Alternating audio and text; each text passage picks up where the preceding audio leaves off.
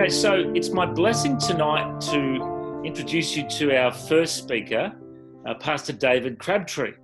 Now, I've met David a couple of times over the years. He used to be based at DaySpring Church in Sydney. And I remember seeing Bill Johnson and the Bethel team there a couple of times. And David's got a real father's heart, now based in the US and serving in ministry in the US. Firstly, Dave, tell us a bit about your role in the US currently. All right, we're in Denver, Colorado. We attend a church by the name of Bridgeway.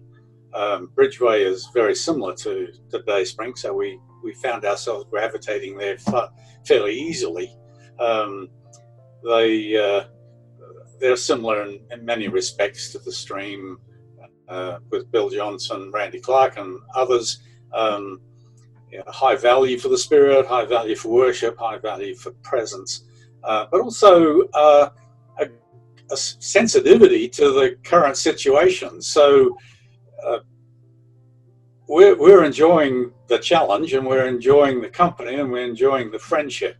Both Narelle, my wife, and myself on their senior team, sort of pulled in as sort of apostolic consultants, and increasingly so over recent weeks.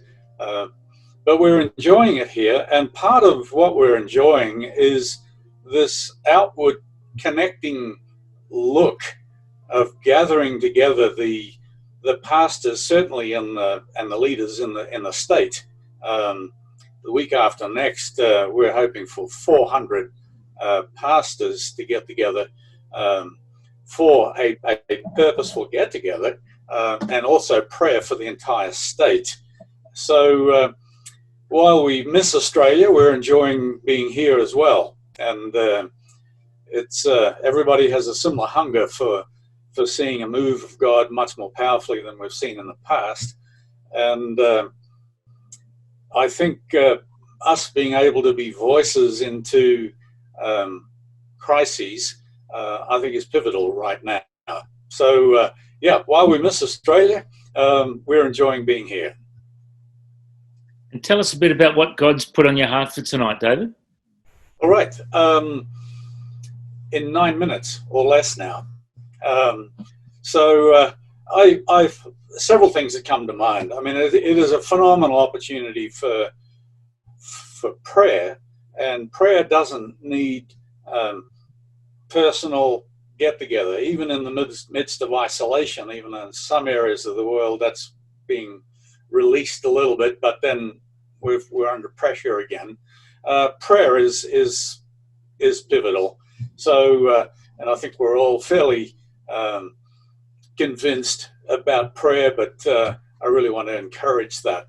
I think too, one of the key things, and Howard alluded to this, that it's a momentous time as far as the church is concerned.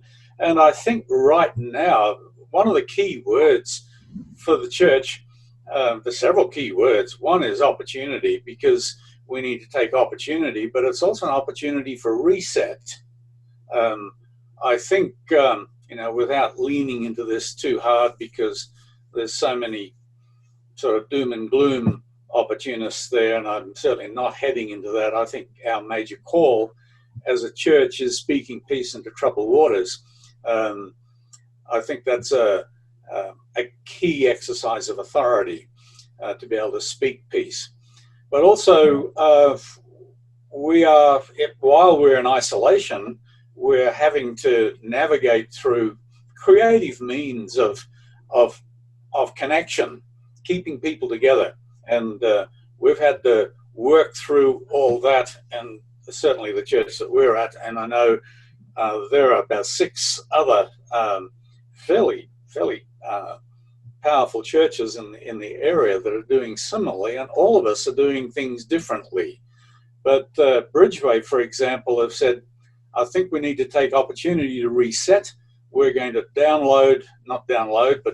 down tools, all our emphasis on programs and structure and the kinds of things that basically have been bread and butter for most churches.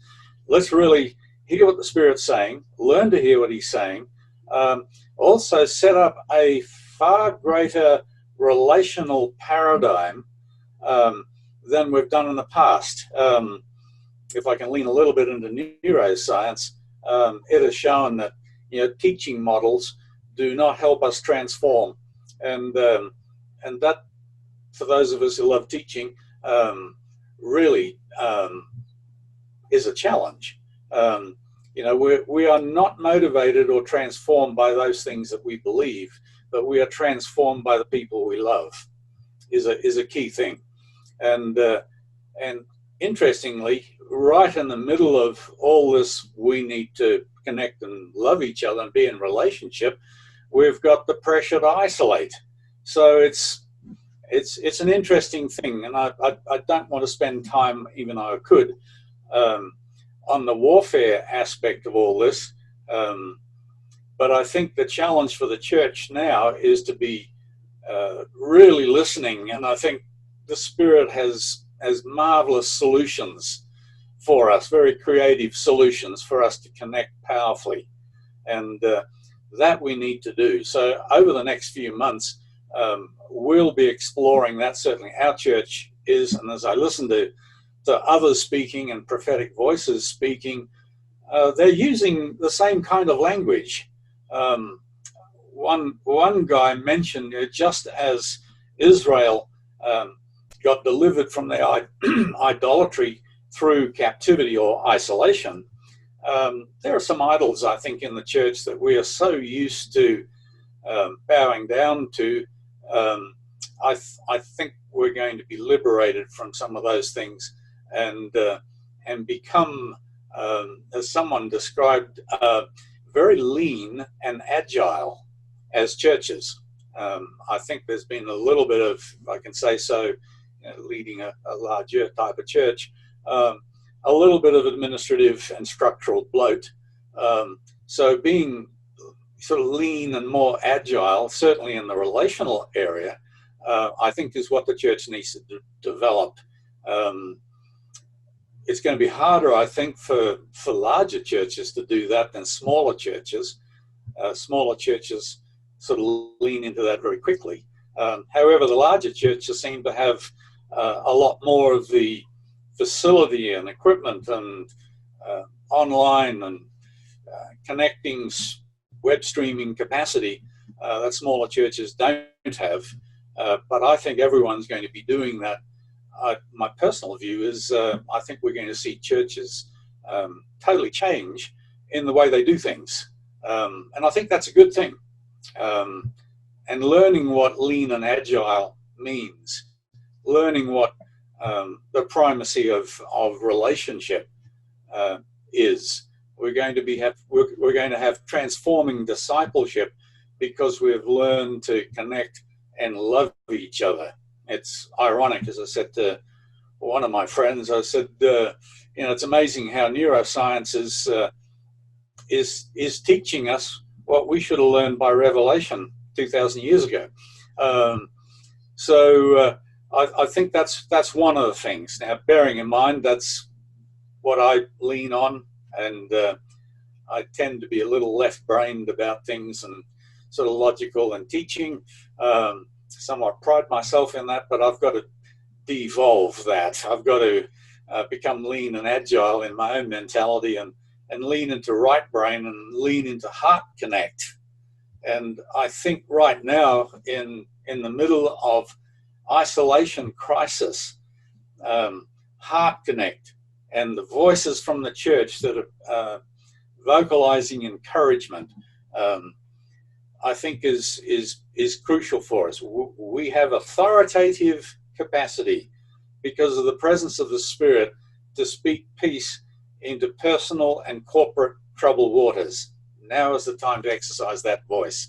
That by way of a quick summary. Feel free to ask questions. That's wonderful, David. And I'm just curious from the US point of view. Of course, there've been the protests and the riots, and we've seen all that on our screens. But I've also seen pockets of revival, people getting, worship leaders leading worship on the site where George Floyd was killed. I've seen people getting baptized there, coming to Christ. Is there a sense of, the beginnings of revival in the US? There's a very high expectation, and I think that's across the board, irrespective of your genre of church, that there is, they call it the Great Awakening, calling it a great move of God. Basically, we all understand that the only solution to the craziness is God. So these folk, and I think it's wonderful, they go in and actually come in, we've heard this as almost a cliche, coming in with a different spirit. And there's a great deal of anger on the streets. And so anger is not a solution, but certainly coming in with worship and the presence of God definitely is.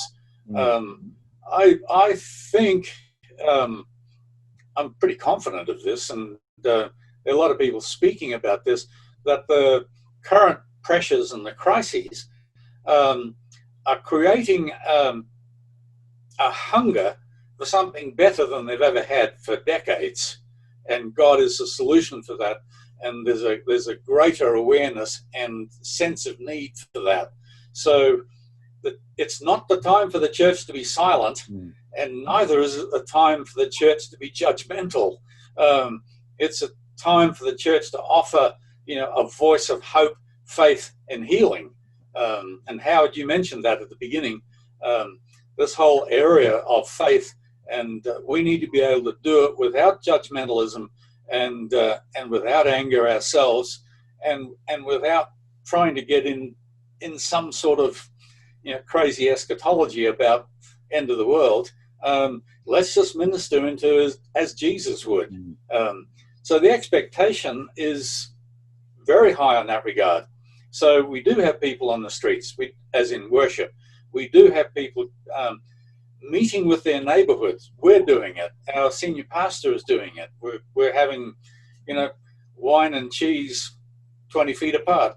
And people are starting to ask questions about what we think. Golden opportunity. One church, dear friends of ours just down the road from us, have decided that, their Sunday mornings now are not going to be church service time. They will get together for an encouragement, prayer, and briefing, and they're going out and they're contacting the neighborhood, and they're presenting them with food, they're presenting them with all sorts of stuff, and people are getting saved as a result of it. Wonderful. So they have totally upended their usual fairly tight structure into something way more flexible. So lean and agile is the language. Yeah. And it works. David, I think that's something that I'm hearing for a number of people, that instead of just expecting people to come to our churches, it's time for the church to go out. Yes. A little bit of our story. I've previously had Howard and David and Rosanna have preached at my soup kitchen, and we used to get 50 or 60 at our soup kitchen for the homeless every week, and then with lockdown we couldn't have them in the building. So what we did is we sent people out 2 by 2.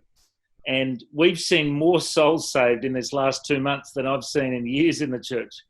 I think we've seen 120 people come to Christ just in this last 2 months. Oh, that's awesome. That's great. It's the Jesus model, isn't it? Sending them out 2 by 2. Yes, but also it's meeting a deep hunger need. We don't need to breathe threatenings and slaughter to have people come to God. They are already predisposed to a better solution than what they have. So just having people make that contact like you described, perfect, is wonderful. Wonderful. David, is there anything else you wanted to share before we move on to our next guest? There's a lot that we can go through, but I'm not fearful about the circumstances. I don't think it's the end of the world. I think there's a brilliant opportunity for the church to go low. In other words, lean and agile, go low, and be a powerful voice that brings in solutions. It's time for us to speak up, be graciously confident about the solutions that are in Jesus. I think we've got good things ahead. Amen. Amen. Wonderful, David. Well, it's an honour to have you on with us all the way from the USA. Thank you. I've always loved seeing what God's doing in your ministry, and it's a privilege to catch up with you again tonight, mate. Thank you so much. Yeah, thank you. Really appreciate being with you. Aussie, Aussie, Aussie. Oi, oi, oi. It's been a while since I heard that. Oi, oi, oi. Yes.